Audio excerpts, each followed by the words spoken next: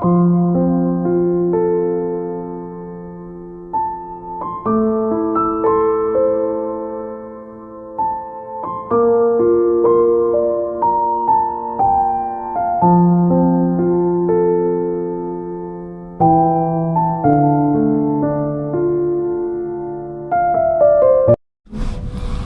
hola, WhatsApp Besti Goritme, balik lagi dengan gua Gorezer. Dan di hari Jumat tanggal 4 Agustus 2023, gua sekarang berada di daerah Sukajadi, bro. Ya, gua mendapatkan info ya, ini ada warga dari Sukajadi ya, sekaligus insya Allah menjadikan misi dan proyek, yaitu kisah Ibu Eti. Nah, beliau itu 15 tahun terkena penyakit stroke dan 1 bulan dia terbaring di tempat tidur. Nah, sekarang gue mau lihat kondisinya. Yuk, let's go. Oke, teman-teman, ini gue sekarang berada di tepat di depan rumahnya.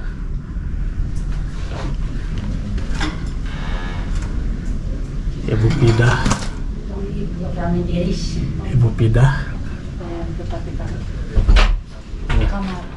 Ini. Assalamualaikum. Waalaikumsalam. Wah, ada Aji juga sama yoga di sini. Baru ragu kemana aja nih? Ada. Aduh, ini saya mau ngobrol tentang kisahnya ibu. Saya ke bapak aja, Pak ya. Ini asal aja. Ke ibu aja, ibu. Kalau boleh tahu, jadi cumi. siapa namanya ibu ini? Ibu ini Ibu Pidah. Ibu Pidah. Ibu dari Irwanto. Pak, oh Kang Irwanto yang ini nih. Ya. Halo Kang Irwanto. Halo, hai. Kalau boleh tahu, Ibu Pidah ini terkena penyakit stroke. Ya, stroke-nya informasi dari keluarganya itu sudah 15 tahunan. 15 tahunan. Iya. Nah, setelah itu ditinggal anaknya meninggal baru 40 hari. Mungkin karena kepikiran makin memperparah penyakit stroke-nya itu. Sekarang kondisinya hanya bisa tiduran telentang sudah selama kurang lebih 1 bulan. Jadi itu mungkin yang bikin Ibu Pidah itu makin ngedrop karena mikirin anaknya yang sudah meninggal.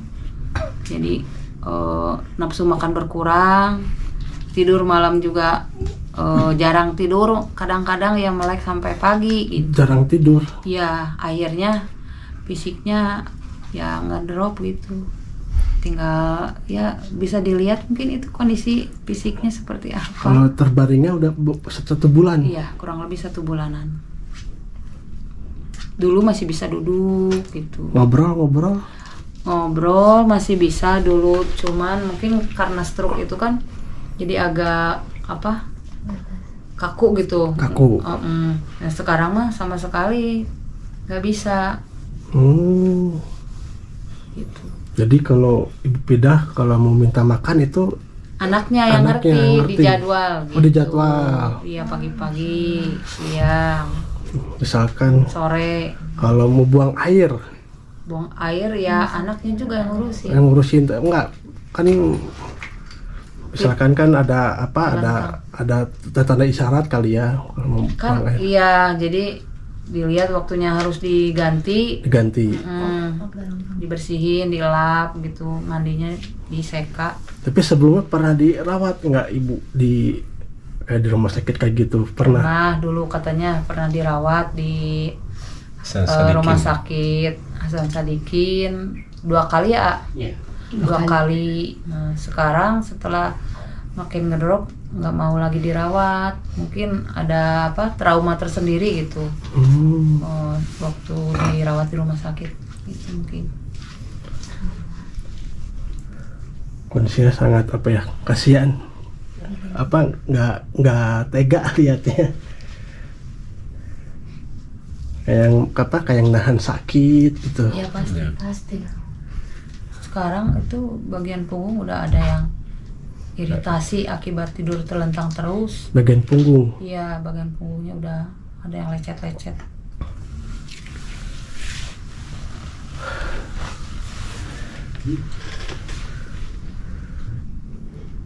Sebenarnya mah kalau diajak berbicara ngerti, Lo diajak berbicara ngerti. cuma nggak bisa menyampaikan. Itu ngerti sebenarnya kalau ada tamu, ada saya kesini, sebenarnya dia ngerti. Oh ngerti. Pendengarannya masih Normal. cuman cara untuk Nggak bisa penyampaiannya aja menyampaikan. gitu. Sudah kaku. Nah ini nih yang menemukan ini tuh kisahnya tuh Ayu. Ayu yang ngerti. Kamu dari mana ini? Dari ini. Dari ini pertamanya. FKD. FKD Sukajadi. FKD itu apaan? Nanti kita cerita di belakang layar. Ini keren banget. FKD. Komunitas yang bergerak dalam misi sosial juga. Oh, tapi FKD jelas namanya. lebih berpengalaman seperti itu. Oh, ibu lebih senior berarti. KD 10 tahun ya Bu ya. Singkatan dari Forum Keluarga Difabel. Forum Keluarga Difabel. Jadi yang menaungi keluarga yang memiliki anggota keluarganya yang difabel. Berapa tahun Bu? Dulu itu namanya FKKADD, di bawah naungan Dinas Sosial. Nah sekarang berubah nama jadi FKD karena kita sudah tidak di bawah naungan Dinas Sosial lagi. Oh. Mandiri. Ini juga ada Mas, manggilnya Mas ya, Mas Irianto. Irwan. Oh Irwanto. Berubah nama. Bukan itu. Bapaknya kan mamanya orang Jawa. Oh, orang cowok tuh. Campuran. Oh, Blasteran. Kalau di sini terkenalnya Irwan. Irwan. Kalau di administrasi Irwanto. Oh, dulu ada artis My Heart, Irwansyah. Aduh, Itu mirip Irwansa. Kang Mas Iranto ya? Irwan. Irwanto. Jadi tadi saya merhatiin kenapa kalau keringat terus ini? Nahan sakit, Sakit apa aku boleh tahu? jantung, Jantung, penyempitan jantung, penyempitan jantung. Udah berapa lama? udah ada 10 tahun 10 tahun. ya, kurang lebihnya. Lupa. 10 tahun menahan sakit penyempitan jantung. Ya. Terakhir kapan itu diperiksa? Udah lama, udah lupa lagi. Udah lupa lagi? Ya, Wow.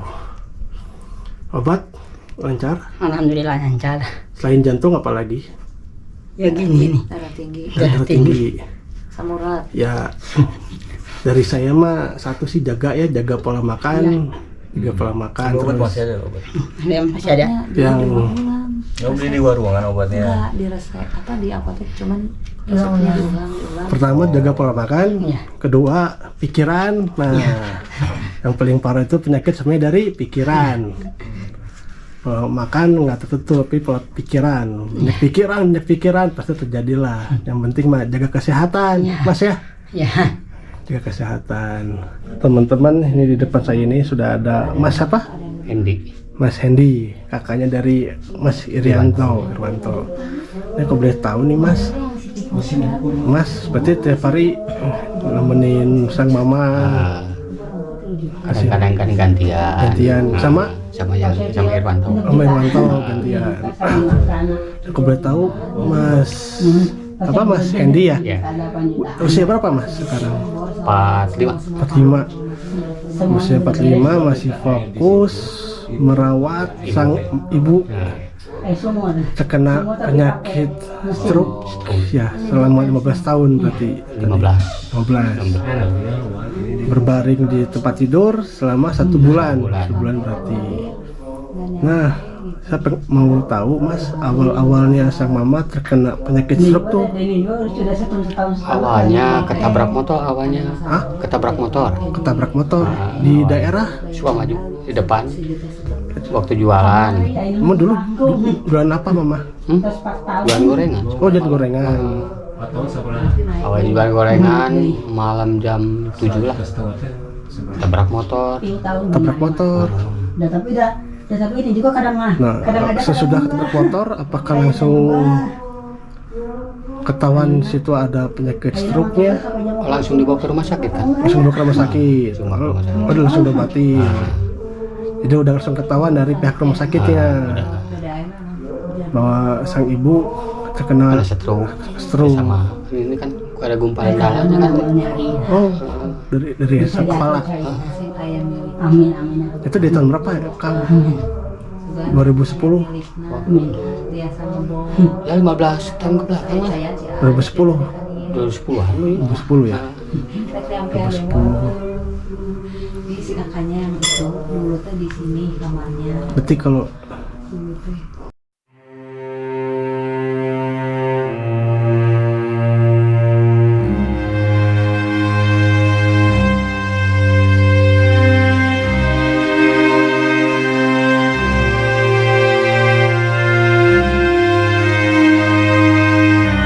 nah jadi Ya ini. selama 1 bulan terbaring di tempat tidur. Tapi sebelum berbaring di tempat tidur tuh normal kan seperti biasa. Biasanya kan normal biasanya. Tahu udah kali menikah baru Ngedon. yang ngedon. Ngedon. Kalau si Aini mah kan telatannya sampai dielap pada namanya BAB gitu sih. Telatannya.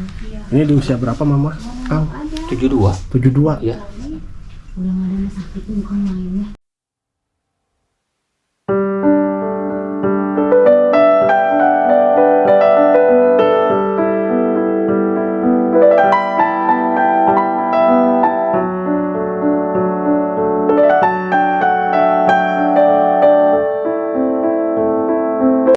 Tapi tiap hari obat ada. Obat mah nggak masuk sih. Obat nggak masuk. Nggak masuk obat mah. Iya tiap hari dikasih minuman susu. Kadang air putih. Air putih. Susu nggak mau sih. Yang manis-manis kayak teh gitu nggak. Nggak. Nah kalau makan apa bubur? Pakai bubur kalau yang makannya. Bubur. Kadang-kadang kue. Oh kue. Nah, Nah kalau misalkan ya ini kalau kayak buang air kan kitanya kayak mau buang air kecil, buang air besar itu apakah ganti pampers apakah gimana itu? ganti paper tiap hari Bang. Tiap hari ganti pampers. Kalau paling tiap hari diseka ya, diseka. Bangun tidur seka langsung ganti semuanya gitu. Mau berapa bersaudara si AA teh? 4 semuanya. AA yang paling tua, Paling gede. Yang kedua meninggal, yang ketiga udah nikah. Dan yang keempat Yang keempat itu. ya Mas Irwanto. Iya. Nah ini bisa Ibu Pidah ya, Ibu Pidah 15 tahun terkena penyakit stroke dan sebulan terbaring di tempat tidur. Ya teman-teman barangkali mau membantu dan donasi untuk Bu Pidah, silakan kita terbuka. Eta nama ieu nama obat. Yang kebutuhan Eron.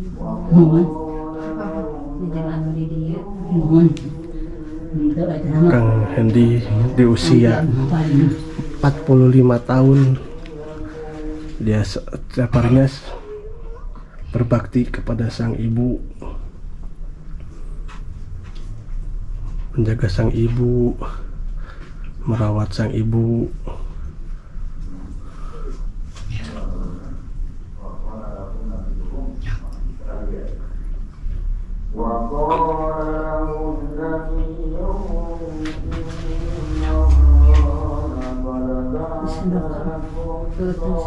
Kebesaran batuk. Kebesaran. Nah, tahu biasa sih nyedot nama, tapi nyakit lami gitu. Lami unggul. Berarti terakhir mama jualan gorengan itu Ya kan pen. pas sebelum tabrakan berarti? Sebelum tabrakan. sebelum kecelakaan lah. Sebelum kecelakaan. Berarti saya sudah kecelakaan udah nggak jualan lagi. Udah nggak jualan.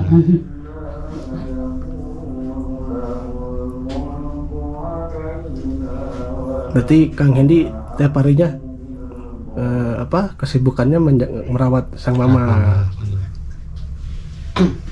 Tapi tinggal masih di daerah sini, Mas. Sini. Oh, di sini.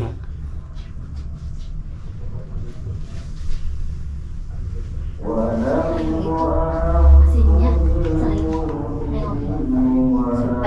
Dan 3 hari sekali. 3 hari sekali. Itu Iya. bebas pakai atau ada batasan? Ada batasan. Berapa tuh Kak? Paling 5 ember, 6 ember lah. 5 ember, 6 ember Iya. untuk Mandi sama cuci piring lah gitu. 3 harian ya jadinya. 5 ember buat 3 hari ya. 5 ember ember buat 3 3 hari. Buat cuci piring, buat ngelapsik emak, Oh ya Allah. Itu Kebutuhan kemana dia aja. buat ya MCK. nah itu airnya dari tetangga. Tetangga. Enggak. Tapi alhamdulillah tetangga masih mau membantu Iya. lah ya, kayak walaupun ya mungkin sangat kurang lah ya mungkin Iya. kayak. Ini udah nggak ada air itu udah lama. Udah lama sih. Dari kapan? Udah berapa? Setahun setengah. Setahun setengah. Setahun setengah. Ya Allah. Jadi akhirnya benar-benar diirit-irit mungkin ya Iya. buat si emak nih ya, disekain ya. Iya. Ya Allah ya Rabbi. Kirain tadi kamar mandinya ada airnya gitu. Terus Nggak tadi ada. ngobrol-ngobrol ternyata airnya terbatas sekali ya. Kemudian cadangan. Minum. Suka air aja kena dosa. Dah, jangan kau suka makin sos dah. Tak apa-apaan apa air. Ada Syukur nanyakeun udah dapat bantuan. lagi apa nanti? Amun udah bisin saya Oh, Jangan kemana-mana. suami itu balik ke Bantos. pemerintah mahnya sebatas itu. Enggak cepat nih. Masih banyak kurang banyak. Mantap TV di sini nih. Yuk, Kamu ada mah. aku mau nanya. Di kisahnya Ibu Pida ini udah sangat prihatin ya, nggak tega saya lihatnya. Tapi di mata kamu gimana? Oh jelas lah, Iya. karena aku melihat di sini ada 3 pembelajaran ya. Pembelajaran dari ibundanya, dari kakak.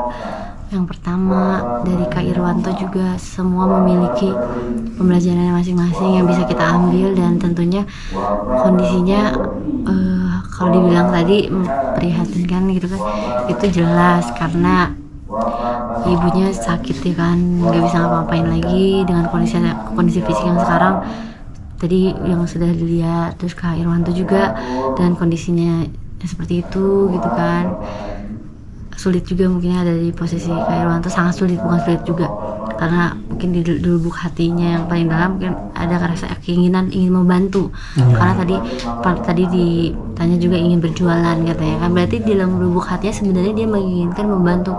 Ya, Tapi berusaha. karena kondisi fisiknya yang terbatas, jadi harus terkurung lah ya. Ikut Ini ya tadi tuh. Kang siapa Irwanto ingin berdagang apa? Ingin apa? Berjualan ya? Ya kalau ya pengennya berjualan untuk membantu perekonomian keluarganya, dan di sisi lain juga ada kakak ini juga yang pertama yang merawat Kak Irwanto dan ibundanya juga sangat berat pasti posisinya, dan tapi ada hikmah yang bisa kita ambil sebagai anak, terutama aku juga yang melihat langsung bahwa sangat berbakti kepada orang tua, bahkan mengorbankan masa depannya merawat ibunda dan adiknya, itu sangat luar biasa ya. Karena selain kesabaran harus punya keluasan hati juga, mau menerima. Bahkan tadi juga kakak ini terbatas kerjanya karena dia nggak bisa kerja yang tetap atau kerja yang jauh karena harus kontrol ibu sama adiknya gitu kan. Jadi dia mencari pekerjaan yang fleksibel yang bisa dia kerjakan gitu. Akhirnya bekerjalah sebagai tukang parkir ya, masya Allah. Selama itu halal, itu mulia, apalagi untuk merawat orang tua dan adiknya, itu sumpah luar biasa sekali. Walaupun penghasilannya 20.000 sehari loh kak, 20.000 sehari, sedangkan pengeluaran per harinya itu 50.000. Ayo lo gimana? Untuk pampers aja, untuk pampers orang tuanya aja kan kita tahu lah pampers harga berapa ya, dan orang tua harus ganti mungkin sehari ganti 2 kali gitu kan. Itu udah kehitung berapa kan pampers aja, belum makan Kak Irwanto. Itu luar biasa sih menurut saya, Apa sih? sangat luar biasa. Hikmahnya yang diambil untuk kita dan untuk penonton, hikmahnya apa? Hikmahnya sih kalau menurut aku lebih bersyukur aja sih. Bersyukur. Lebih bersyukur Allah ngasih kita seperti ini, bersyukur, dan jangan pernah ngerasa kalau kalian tuh lagi posisi down banget gitu. Karena sejatinya setiap manusia yang ada di dunia ini lagi berjuang atau bergelut dengan masalahnya masing-masing. Benar. gitu. Jadi kita bisa ngambil hikmah dari kakak yang merawat ibunya dan adiknya, sungguh luar biasa karena tidak semua orang itu mampu. Tuh, terus dari Kak Irwanto juga kita bisa lebih bersyukur, lebih mensyukuri gitu kan. Pokoknya intinya banyak banget pembelajaran yang bisa kita ambil gitu, tergantung bagaimana kita melihat itu semua gitu. Keren banget pokoknya. Dan ada satu lagi yang bikin aku ternyata tergerak banget ya, Ibu Irma yang ternyata luar biasa, pejuang kemanusiaan tanpa digaji bertahun-tahun, berpuluh-puluh tahun, belusukan untuk membantu Sesama. Iya, untuk membantu yang diutamakan orang-orang yang difabel ya, Ibu ya, yang diutamakan ya, yang diutamakan itu keluarga yang memiliki keluarga yang difabel atau anak yang difabel gitu kan, tanpa digaji. Iya, bertahun-tahun gitu kan. Dan dibalik itu perjuangan seorang ibu Irma itu ternyata Ibu Irma juga memiliki anak yang berkebutuhan juga gitu kan. Jadi the best, keren banget. Ibu Irma selain mementingkan anaknya tapi mementingkan yang lainnya juga. Sesama juga. Itu perlu hati yang bener-bener luas banget dan ya kerennya merinding banget serius. Tadi aku sempat ngobrol-ngobrol juga, masya Allah keren banget. Dan di sini di Bandung ini Ayu benar-benar dapat pelajaran yang luar biasa, keren, the best. Makasih Kak Ayu. Ini juga Kakak Agoy sudah support sampai datang ke sini langsung, keren pokoknya Kak Agoy. Sukses terus buat YouTube-nya. Oke Besti, cukup sudah vlog gua sampai sini aja tentang kisah ibu. Selupa nama ibunya. Sumpah. Ya, ibu tersebut terkena penyakit stroke selama 15 tahun dan terbaring di tempat tidur selama 1 bulan. Yo teman-teman, kita minta doanya untuk penyembuhannya, oke? Buat kalian jangan lupa subscribe, like, share, dan komen. Dan jangan lupa tonton video ini sampai habis. Dan jangan lupa juga bantu support channel gua supaya channel gua makin berkembang coy. Pokoknya see you tomorrow. I love you more. Salam dari kota Bandung, Flower City.